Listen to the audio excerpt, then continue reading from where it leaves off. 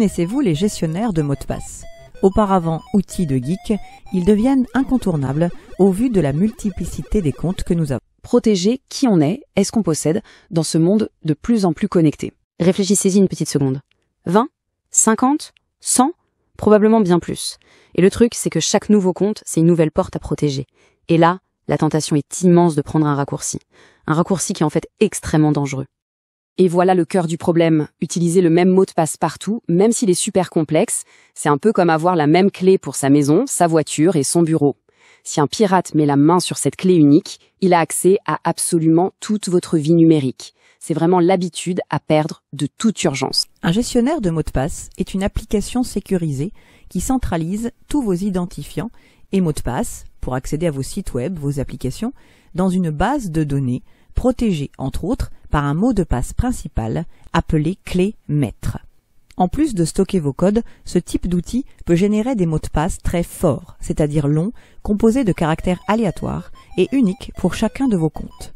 Depuis l'application, un simple copier-coller permet ensuite de se connecter rapidement et en toute sécurité à vos sites favoris.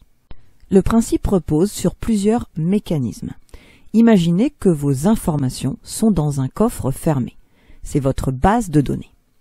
Ce coffre est fermé par une clé, appelée la clé maître.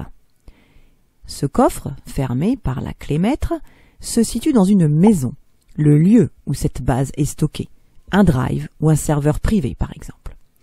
Et cette maison est en plus fermée par un digicode qui représente ici votre mot de passe, le mot de passe de votre serveur ou de votre drive. La clé maître, ici en vert, peut donc ouvrir le coffre-fort en rouge, mais encore faudrait-il savoir où est la maison en bleu et ouvrir cette maison avec son digicode auparavant, digicode en jaune. Le mot de passe principal peut ouvrir la base de données chiffrée, à condition d'avoir aussi le mot de passe du drive. Ainsi, même si quelqu'un récupérait uniquement votre clé maître, il n'en aurait pas pour autant accès à vos comptes.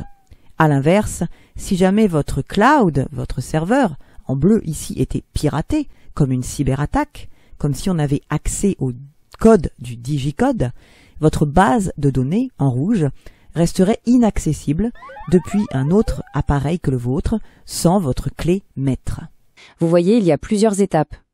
C'est là que tout le système prend son sens. Si un pirate arrive à voler seulement la clé, votre mot de passe maître, eh bien, elle ne lui sert à rien. Il ne sait pas où est la maison et il n'a pas le code pour y entrer.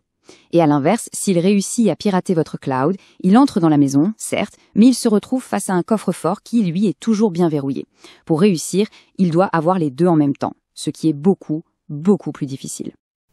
À l'image de la désinfection des mains combinée à l'aération des pièces et au port du masque du temps de la Covid, ce sont les couches successives de protection qui assurent la sécurité.